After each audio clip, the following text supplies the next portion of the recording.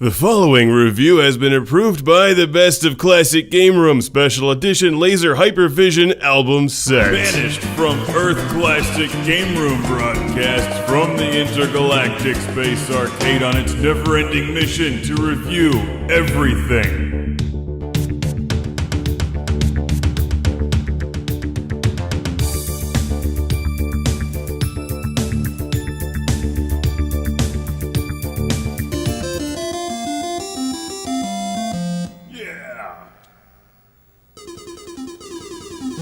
Welcome to Classic Game Room, before they were Super Mario Brothers and before Mario Tennis and Mario Kart and Smash Brothers and all that stuff. It was just good old Mario Brothers, this time on the Atari computer.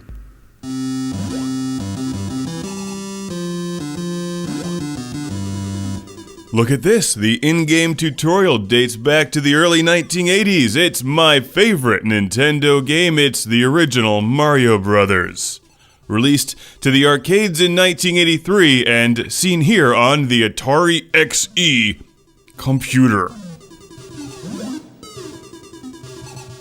This is one of the Blue Label tan cartridges with a 1988 copyright. I am not entirely sure if it'll work on the older Atari computers. It says Atari XE on the front of it, so it may not, but this is a great version of the classic Mario Brothers, which is best enjoyed two-player, to be honest. I'm playing it single-player here, the way I grew up playing it, since I'm an only child and I wasn't cloned back then. This was one of my favorite games on Atari 2600, and it really worked well on Atari 2600. It's such a simple game, yet incredibly fun and highly addictive, like Berserk, except with less Evil and more mustaches.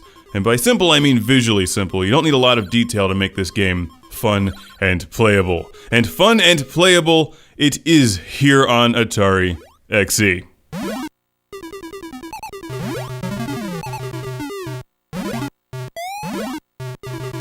By now, several generations have grown up with Super Mario Bros., which is a colorful side-scrolling platformer. This is old-school 80s arcade. And I like it a lot. Instead of jumping on enemies, you hit them from below and then knock their carcasses off the ledge while then waiting for some coins and bonus points, all the while avoiding the fireballs. It's dynamite arcade action, incredibly approachable yet extremely difficult if you want to really get into the game.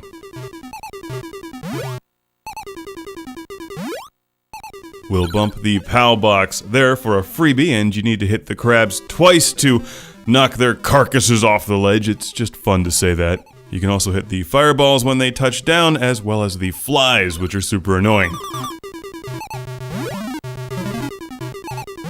The only issue with this game is that it runs a little bit slower than some of the other versions of Mario Brothers. I think the NES one might be the best, but I didn't get a chance to compare them side by side. I do like it better than the 5200 version. Frequently, the 5200 and Atari computer games are the same. Not in this case. This one is slightly more advanced. And of course, you can use the Sega Genesis controller, which makes it infinitely better in pretty much every way. What I really like about Mario Brothers, in addition to the obvious great gameplay, is that it never plays the same way twice. It's always a little bit different.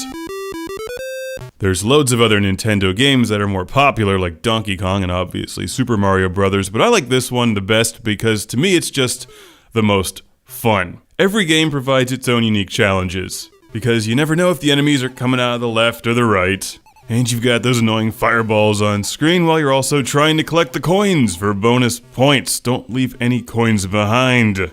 Watch out for the ice things, and you know the only thing that could make this game better is Evil. If, for some reason, you've never played the original Mario Brothers, you have to. It's a great game. And it's available on pretty much everything. From back in the day, at least. It's on the NES and, of course, the Virtual Console.